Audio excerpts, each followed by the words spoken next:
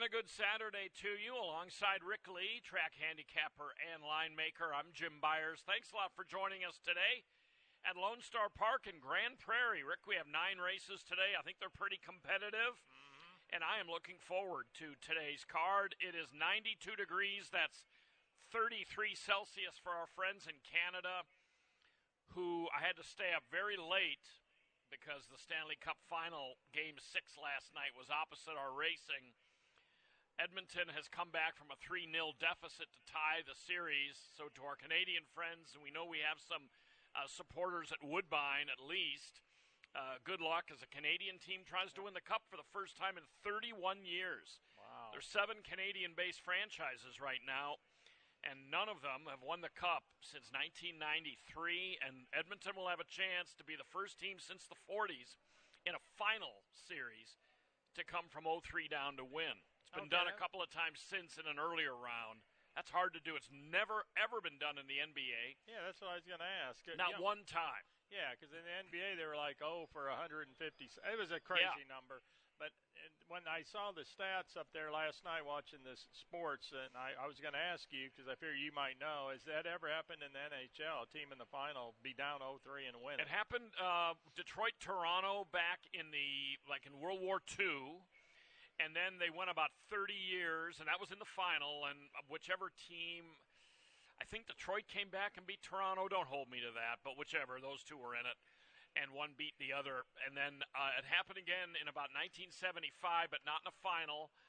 And it's happened a couple times in recent years, but not in the final. And, of course, it's happened once in baseball. League Championship Series, Boston and the Yankees in 2004. Remember that one well. Was it? Yeah, Boston. The Dave Roberts series where he stole that base and things fell apart for the Yankees. But, I bet you would remember that as a Yankee fan. It's the only time it's ever happened in baseball. Yeah, up to that point, the curse was well in. Oh, yeah. I mean, the Yankee-Boston, that locked curse. in. And that turned it around for Boston. It really started winning after that. So that's today's sports talk portion of the program, but it really leads up to a good Monday night, Game 7 in hockey. Even if you don't follow hockey, a Game 7 is really special. Oh, yeah. And it'll be on ABC, so that's even specialer. Okay, I'm excited about today's card. I just think there's some interesting races today. First race, maiden claiming 7,500, no scratches out of the first. And there's a horse in here that we both picked in Bureaucratic, who, sometimes we kind of look askance at the Beyer par figures because some of these lesser races, the par looks too high, but Bureaucratic has surpassed the par easily already this meet and looks like he'll be a heavy favorite today, although Daring Reason's getting a bunch of money early on here. Yeah, Bureaucratic. I picked him off the bench last time out and got 9-2, and Changing Times came in and rolled and ran a terrific race from off the pace to flatter Bureaucratic. Changing Times came back to win by 8 lengths and a non-winners of 2 claimer. So second start off a long layoff. That's another thing. Ashford 38% from his past 8 horses off this same angle. Yeah. As Jim said, he's already beat the Beyer par. He does finish pretty well, so I don't think the 7/8 of a mile is going to be that big of a deal. And I like drawing outside, generally speaking. So Bureaucratic, he seems pretty logical to me. And, Daring Reason, who is my second pick, your third pick, gets back with blinkers today. But this spring at Gulfstream, he didn't run well with blinkers. They took him off. He hasn't really done a whole lot with or without the shades. But Cappellucci's barn's been heating up. He puts the blinkers back on. Tooth Man is another one that merits a little look in here, stretching out to 7/8 of a mile for the first time. He exceeded the Beyer par in his last race as well in the Changing Times race. But, as much as you can be confident about a horse at that level, I think Bureaucratic, to me, looks like a relatively likely winner. We'll see how that and Daring Reason is first time Cappellucci, which they may like what they see. They've had the horse 3 weeks. Maybe that's part of it as well. Yep, claimed from Lee Rossi. On to race 2. 2 fast Brobergs in here initially. One of the Brobergs left. The 6 Mo Saturdays is out. These are non-winners of 2 claimers. I pick most Saturdays, but I have little flags drawn all over my PPs. I mean, I didn't understand the drop or just about anything else about him being in this 4.5 furlong race, a super sprint.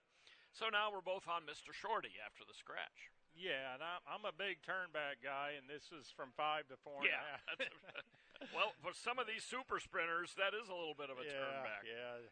But anyway, I'm joking for those that are serious handicappers, okay? I'm not just being a fool here. But, well, typically I can be. Mr. Shorty's the one at 4.5 furlongs. I mean, he often has a big lead going into the first turn. I mean, he's that quick. At 5/8 of a mile at Lone Star Park, May 5th, he just drew off to win convincingly, breaking his maiden. They went to Louisiana Downs probably because they saw a 5/8 race, and he ran well there. The winner, Wishart, won that race, and he came back, much like in first race, and he won by 4 lengths in his very next start. So, you know, he caught a very sharp horse. Now he's back at Lone Star Park where he got the convincing win. Broberg's, you know, he wins a lot of races. It just seems like with an inside post, this is almost a hook race. From an inside post, as quick as this gelding is, I'm taking Mr. Shorty. Yeah. We got a mare versus the boys in Clipper Cove in this one. We got a Tiz Fabulous. His trainer, Karen Jacks, won 3 races in a row. I know. On last night's card. Tiz Fabulous has been another one of those rainmakers. Has been rained off the turf 3 straight times. Don't know if this horse can stand up on the dirt, but who knows? He can get around there in short races. So interesting race. And then you got a long comebacker for Karen Jacks.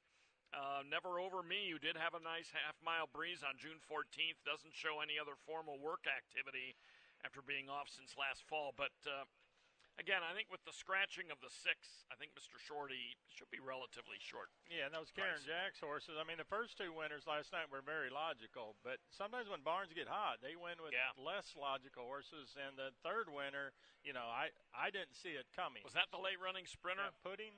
Oh. Is that his name? Who was it? Pudding was in, but not. There was Available Star. I don't remember now. I don't remember the 3 winners now. I'm pretty sure Pudding wasn't one of them. Okay. But she did win with a horse that was turning back into a 5/8 turf sprint, and Dave Appleton picked this horse 4th. He was the only one of us to use the horse in his picks, and the last thing he said was, hey, be careful if the speed all comes back to everybody in this race. Available Star will be coming late, sure enough.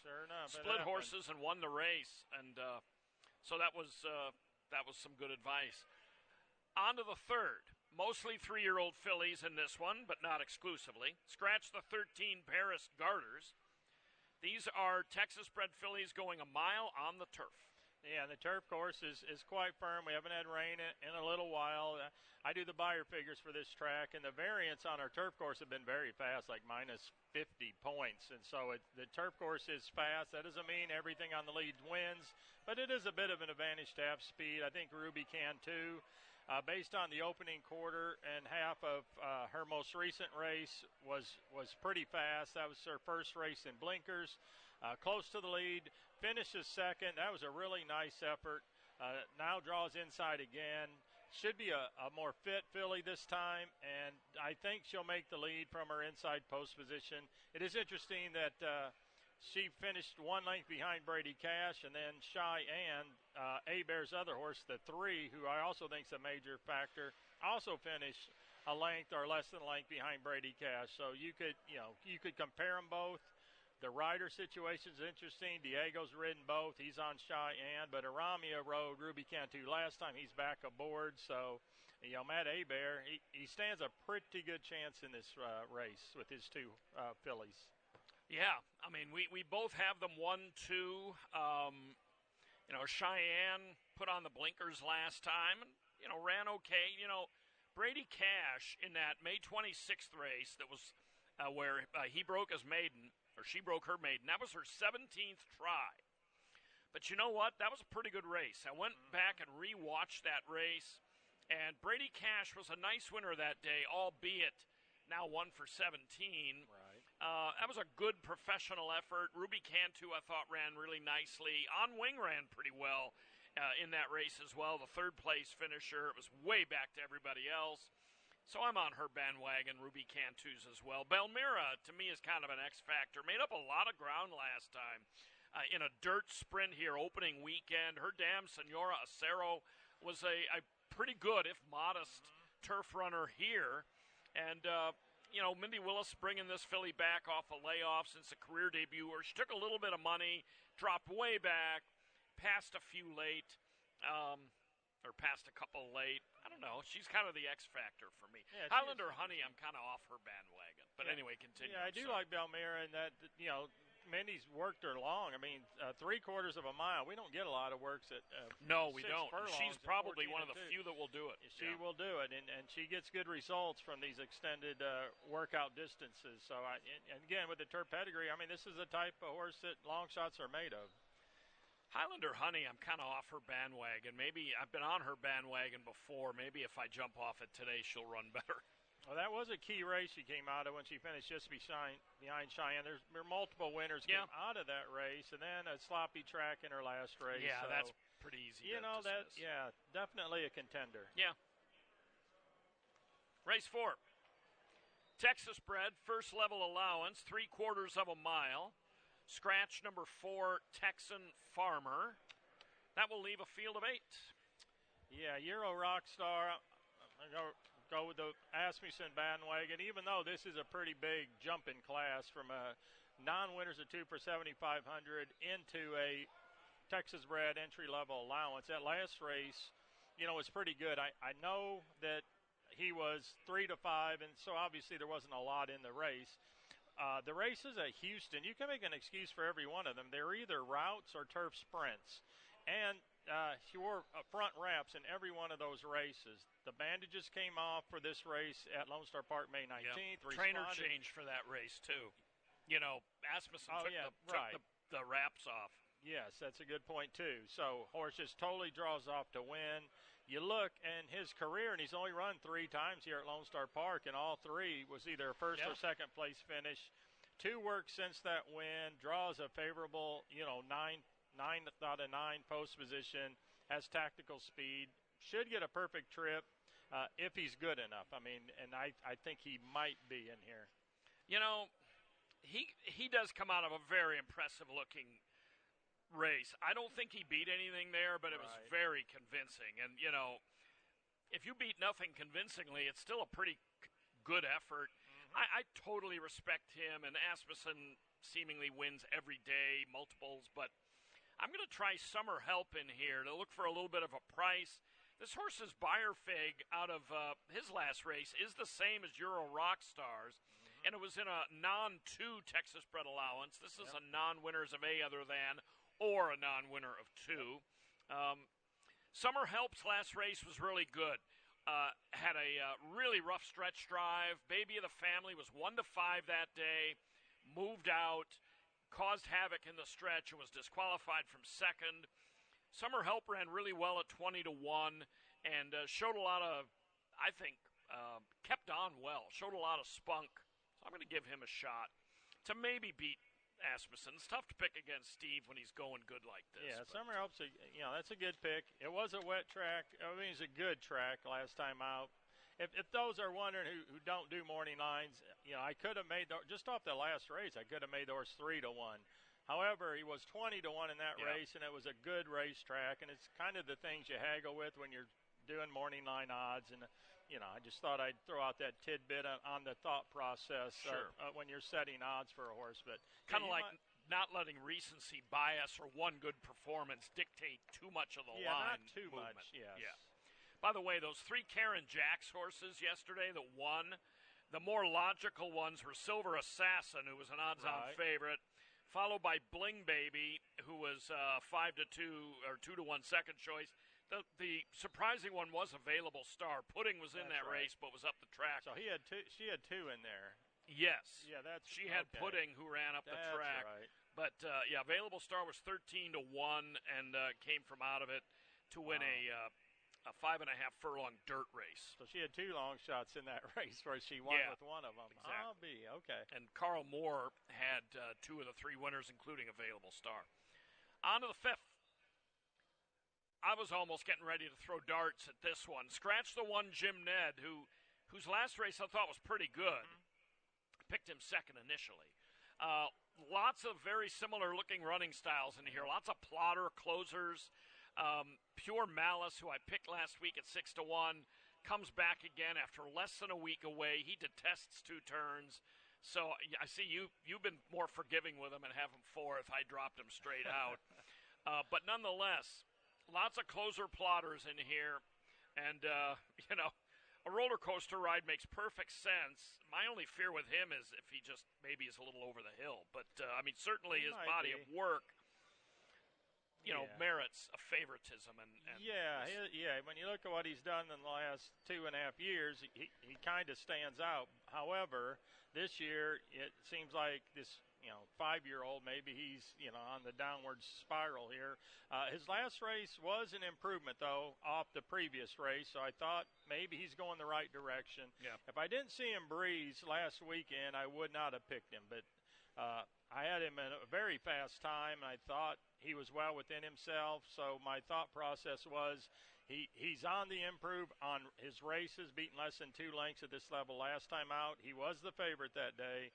And then off 2 really nice workouts since that race, I feel like maybe he's sitting on a good race. He's got good speed when he's right, and I think he's as sharp as he's going to get now. So, I expect him to really break alertly today, and we'll see. Yeah, we shall see. I don't think anyone deserves to be a strong favorite in here. So if his price is too short, I'd probably look somewhere else. But at 5-2, he's certainly worth a play.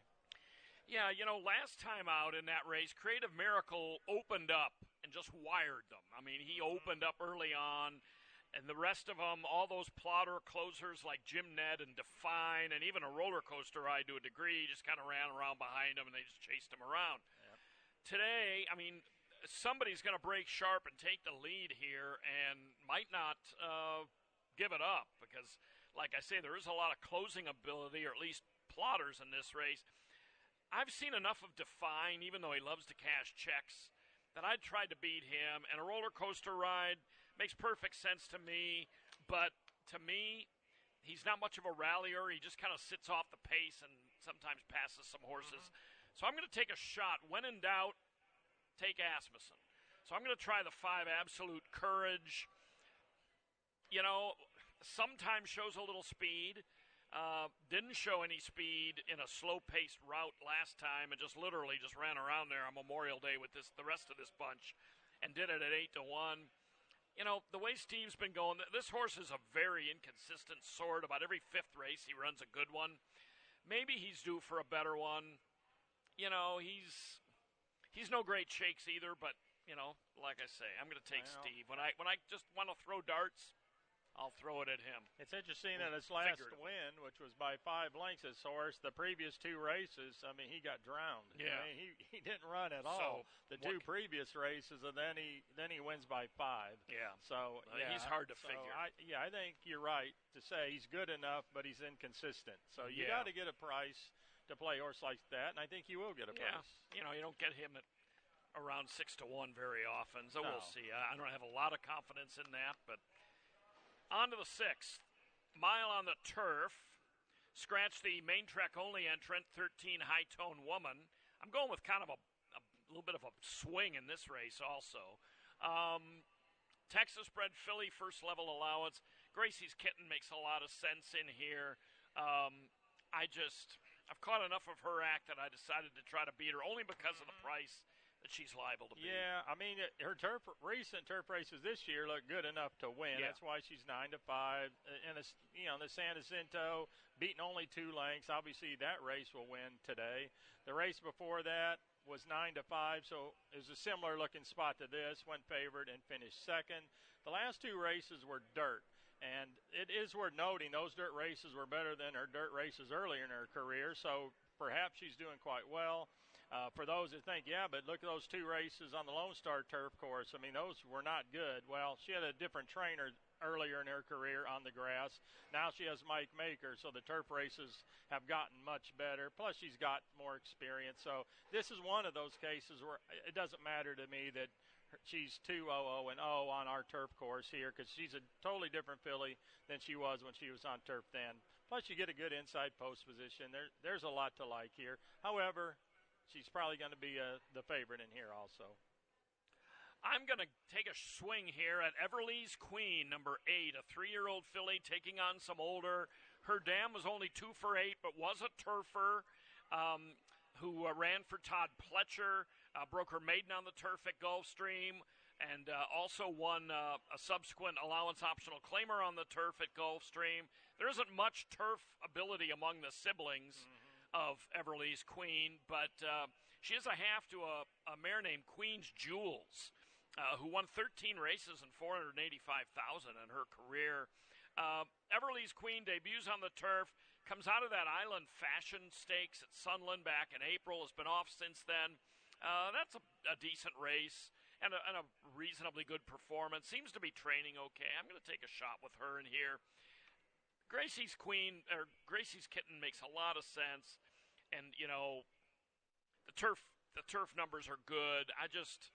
She has had enough unsuccessful performances, albeit many of them at better levels. I'm just going to try to mix it up a little. Yeah, it looks like there's going to be enough speed in here too today. I'm not saying that it favors Gracie's Kitten. Sometimes she wants the lead. Yeah. As you look at the PPs, I mean, there's a lot of speed. Someone like the aforementioned Brady Cash, who we talked about earlier. She's got the perfect running style. And she's hot right now. Yeah. I mean, her number wasn't much in the last race, but it was a good performance.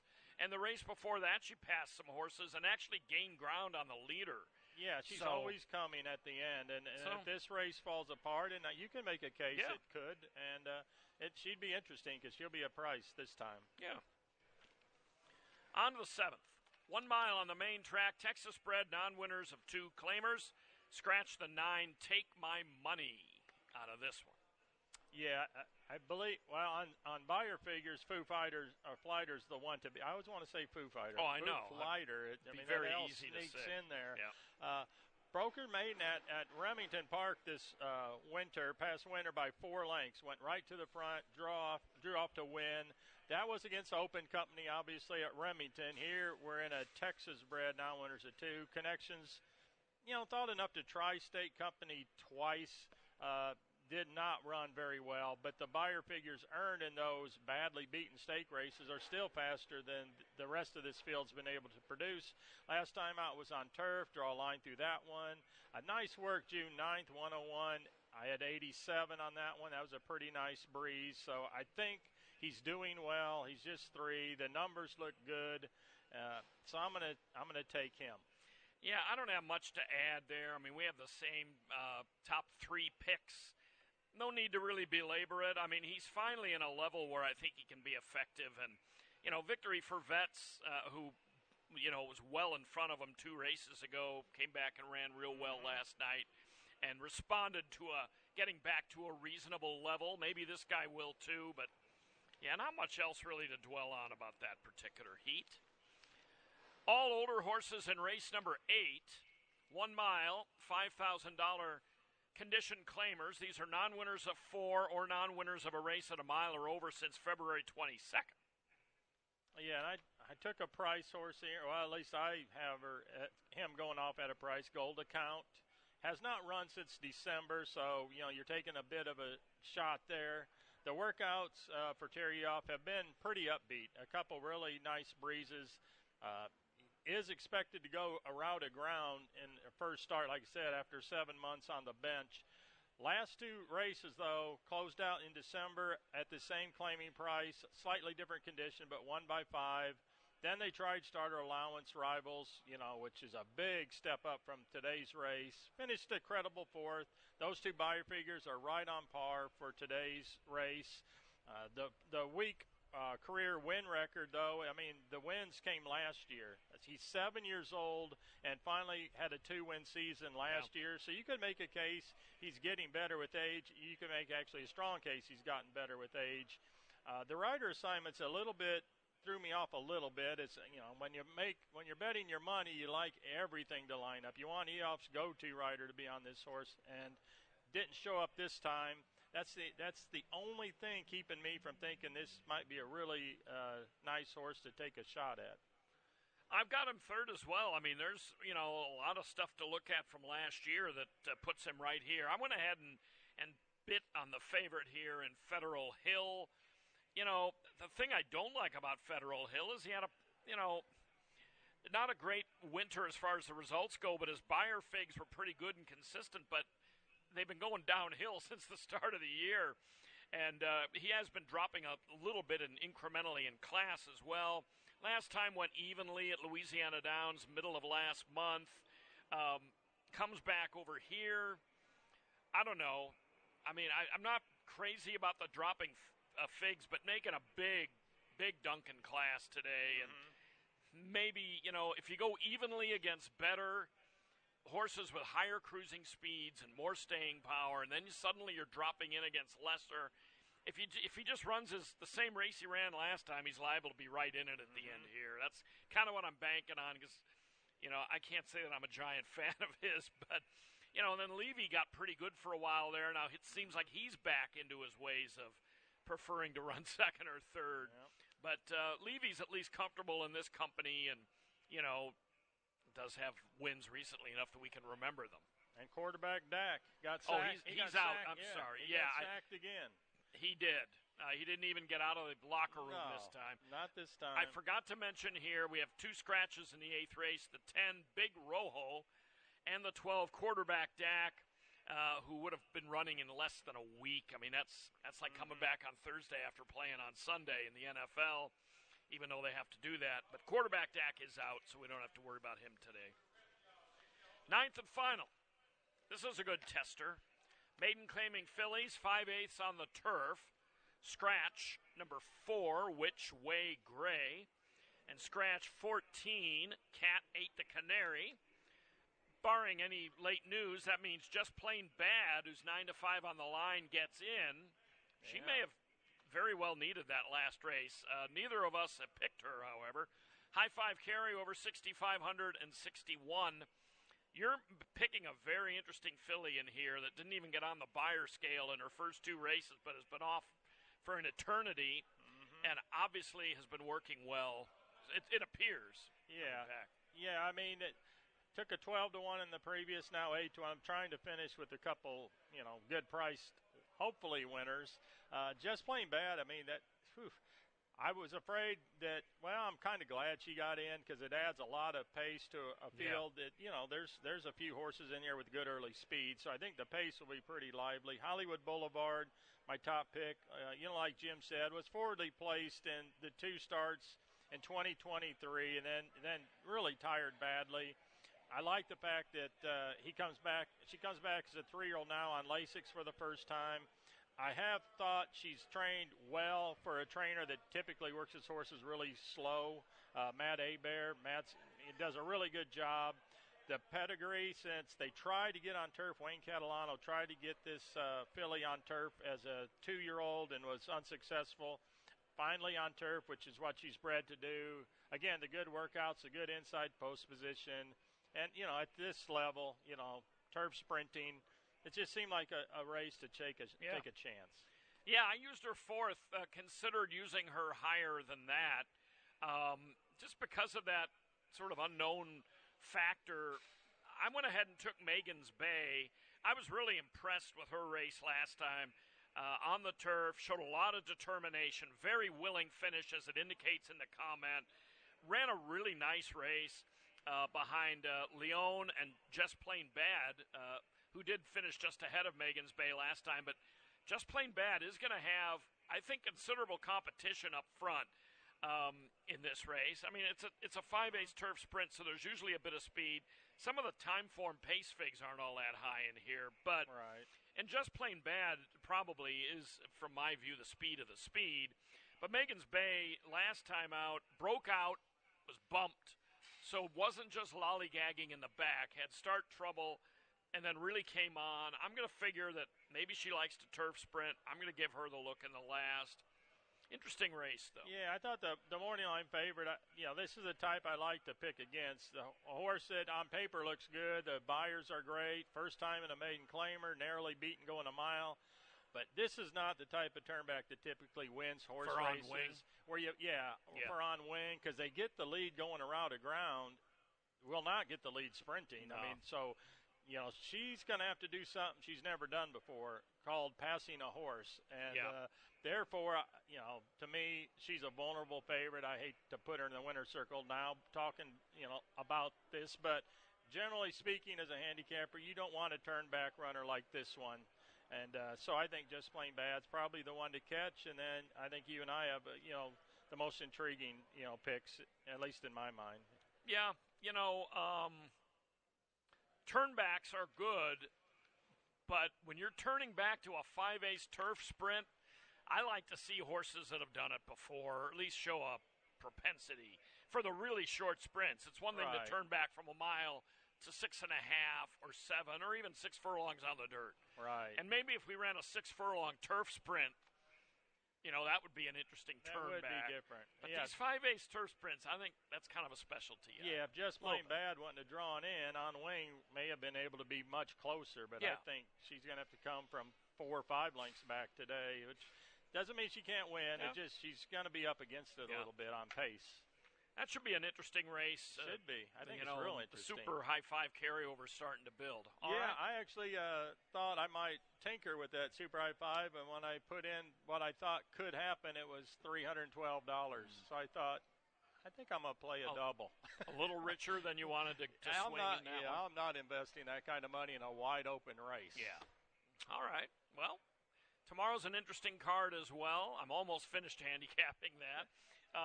Thanks, as always, for your insights. We'll do it again tomorrow. Sounds great. Good card. Thanks a lot for looking in today, and good luck on your Saturday.